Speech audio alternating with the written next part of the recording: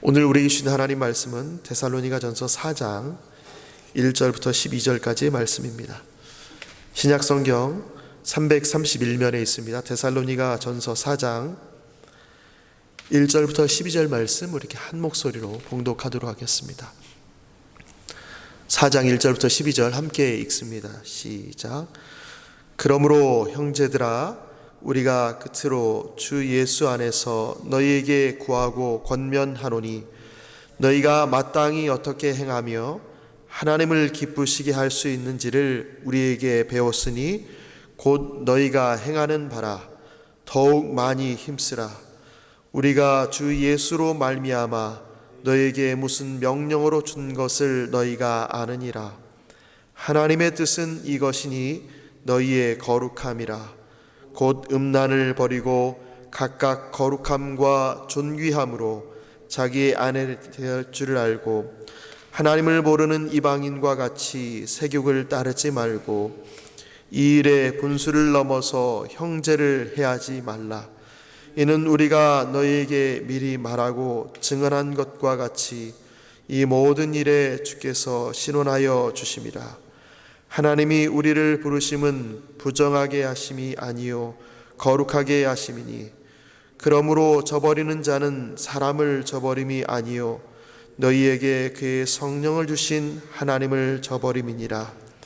형제 사랑에 관하여는 너희에게 쓸 것이 없음은 너희들 자신이 하나님의 가르치심을 받아 서로 사랑함이라.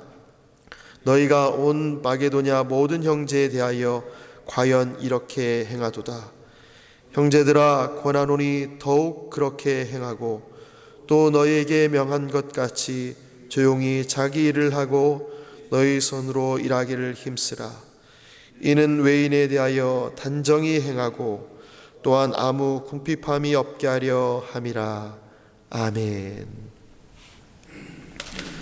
디모데를 통해 데살로니가 교회 형편을 들은 바울 사도는 안도의 한숨을 쉬었습니다. 데살로니가 교인들이 각자 자기의 자리에 서서 신앙을 잘 지키고 있음을 확인한 것입니다. 그들의 믿음이 건재하다라는 사실을 확인했습니다. 사도는 이제 그들의 믿음이 건재하다 여기 정도가 아니라 이제 그 건재한 믿음 안에서 어떻게 살아가야 되는지를 오늘 본문을 통하여 가르쳐 줍니다.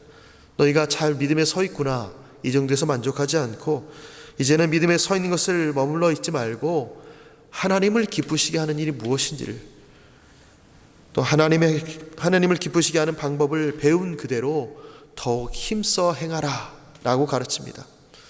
알고 있는 대로 행하라는 것입니다. 우리는 유치원 다니면서부터 이렇게 하면 안 된다는 것을 배웠습니다. 어려서부터 부모님들이, 주변 어른들이 많이 가르쳐 주셨어요. 그래서 어떻게 살아야 되는지를 알고 있습니다. 그런데 아는 대로 살고 있습니까? 아는 대로 사는 것이 쉬운 일입니까? 그렇지 않습니다. 더구나 말씀을 아는데도 그대로 사는 건 더욱 어려운 일입니다. 하지만 바울 사도는 분명하게 말합니다. 너희가 이미 말씀을 배웠다, 알고 있다, 그대로 살아라. 더욱 힘써라, 많이 힘써라 라고 이야기합니다. 이 데살로니가 교회가 무엇을 알고 있습니까? 이들은 바울 사도와 그 일행들을 통해서 들은 내용들이 있습니다. 하나님의 뜻을 알고 있습니다. 그래서 그대로 실천하며 살아야 된다라고 다시 한번 강조합니다. 하나님의 뜻이 무엇입니까? 3절 상반절에 이렇게 쓰여 있습니다. 하나님의 뜻은 이것이니 너희의 거룩함이니라. 바울 사도는 그 거룩함을 살아내기 위한 권면으로 3절 하반절부터 6절 상반절까지 기록합니다. 너희가 거룩하게 살아가야 된다. 이것이 거룩이다. 이 데살로니가 지역에 있는 이전의 문화들이 어땠는지를 이야기합니다. 데살로니가 그 문화들이 어땠는가? 성적으로 문란한 이교 문화가 있었다. 지금도 있다는 겁니다. 그리고 또한 그들에게 있어서 성은 자기의 만족을 위한 쾌락의 수단이었다. 성을 상품화하고 권력화하는 시대의 풍조가 있었다. 더 놀라운 것은 그 문화에 너희들이 같이 있었다는 것입니다. 너희가 예수 그리스도를 믿기 전에 그 문화에 함께 있었고 그 문화에 영향을 받은 사람들이 있었다는 거예요. 이 시대에 살아가는 우리도 역시 마찬가지입니다. 우리는 회심 전에 예수 그리스도를 만나기 전에 이 문화에 휩쓸려 살았습니다. 그러나 지금은 아니지요. 여전히 그 문화 가운데 있다면 그것은 위험한 것입니다. 사도는 그 데살로니가 교인들을 향하여서 분명하게 말합니다.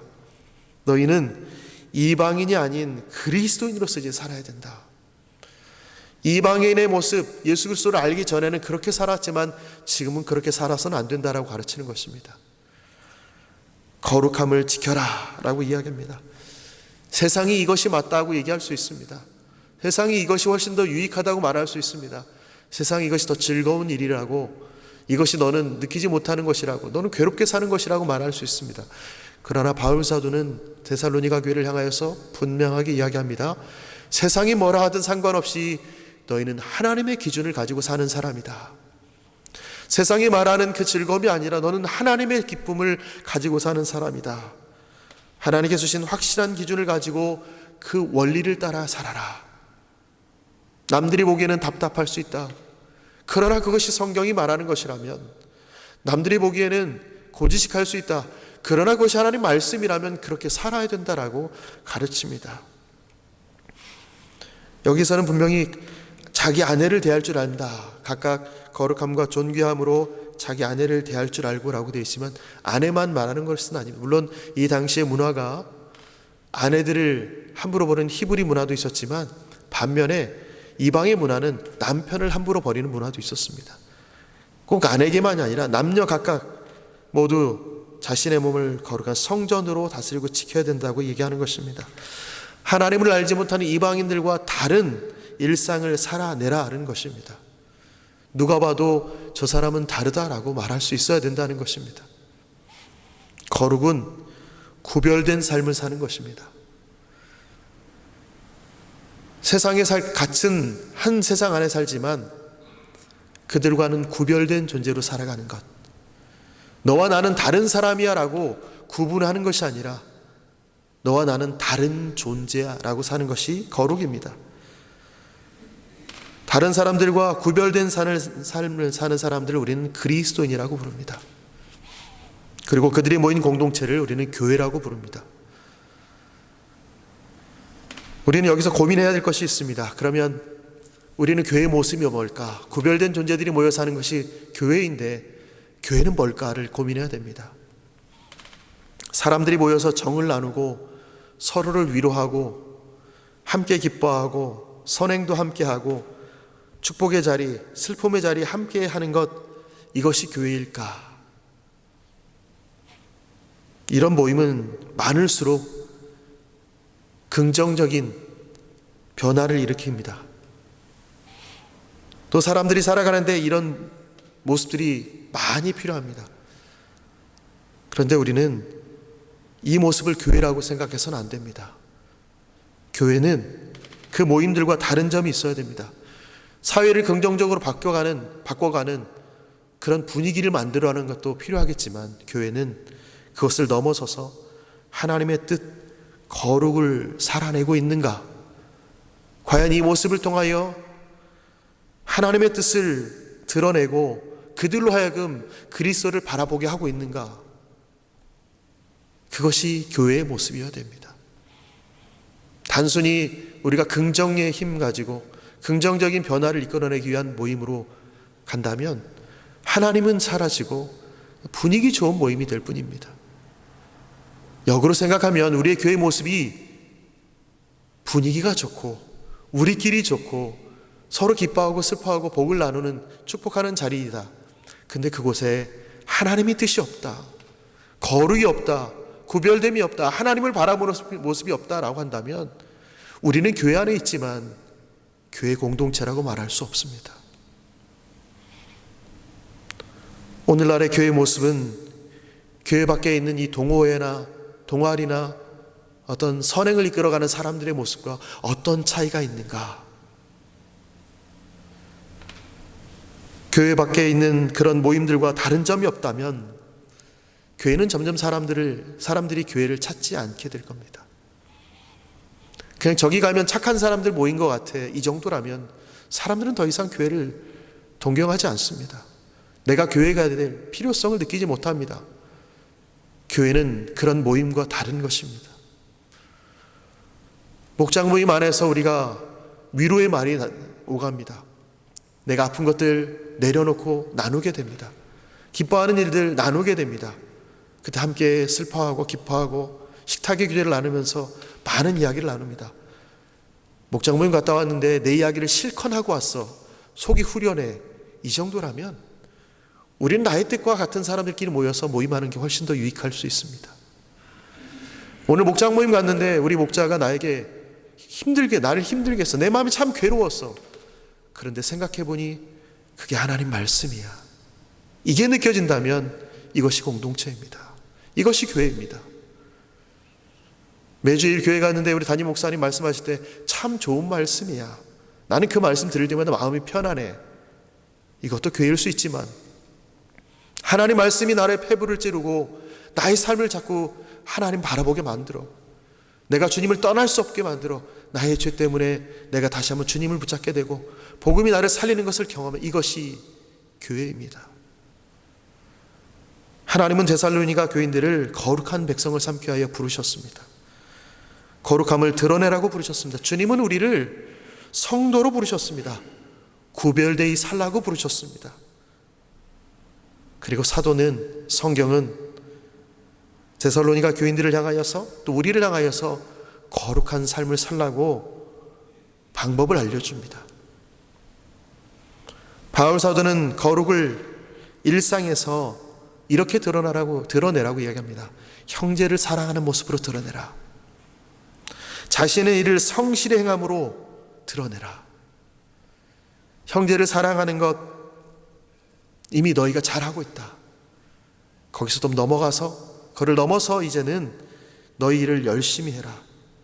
스스로를 위해서도 그렇지만 다른 사람을 위해서도 열심히 해야 된다. 12절입니다. 이는 외인에 대하여 단정히 행하고 또한 아무 궁핍함이 없게 하려 함이라. 너희도 열심히 일함으로 너희도 자립하고 너희도 풍족하게 살아야 되겠지만 혹여 필요한 사람이 있다면 너희를 통하여서도 그것을 채울 수 있어야 된다. 이 당시 데살로니가 교인들이 사는 것이 넉넉했을까?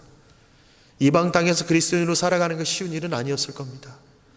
이들이 또한 그곳에서 그들과 함께 경쟁하면서 하나님의 뜻대로 그들이 비즈니스를 행하고 그들의 직장 생활을 하는 것이 쉬운 일은 아니었을 겁니다. 그럼에도 불구하고 바울 사도는 그렇게 그리스도인으로서 삶을 살고 성실하게 더 열심을 내서 살아가라고 이야기합니다. 바울 사도가 이 데살로니가 교회에 보여준 사랑이 무엇입니까?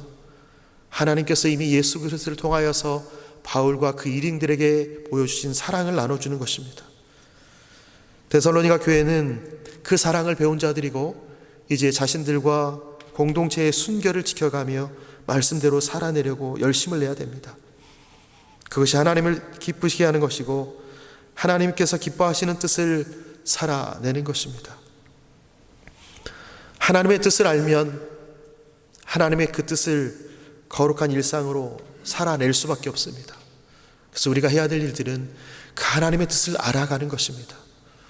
오늘도 나에게 뜻하신 하나님의 뜻은 무엇일까? 이 하루를 연장시키신, 하루를 더 주신 하나님의 뜻은 무엇일까?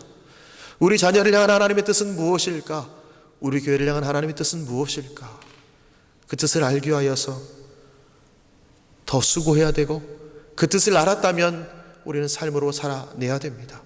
그것이 우리에게 주신 하나님의 부르심입니다. 오늘도 우리는 하나님의 뜻을 알기 위하여 한 발짝 더 주님께 나아갑니다. 또한 일상에서 이 하나님의 뜻을 펼쳐내기 위하여서 성도로서 구별된 삶을 살아냅니다. 그것이 오늘 하루에 우리에게 주신 이유이고 삶의 방향이며 목적입니다. 오늘도 주님과 동행하시면서 구별된 존재로서의 삶을 하나님의 뜻을 펼쳐내시는 그리스도인 되시기를 예수님의 이름으로 축원합니다. 아멘. 하나님, 오늘 하루도 우리를 불러주셔서 감사합니다.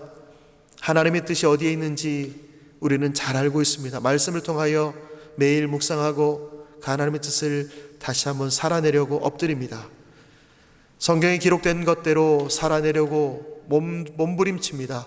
주님, 우리를 붙잡아 주셔서 그렇게 살아낼 때에 하나님의 뜻이 이 땅에 펼쳐지는 것을 보게 하시고 또한 고별된 존재로서의 삶을 살아갈 때에 주변에 있는 이들이 우리를 통하여 그리스도를 바라보는 은혜가 임하도록 우리를 도구로 사용하시고 통로로 사용하여 주옵소서.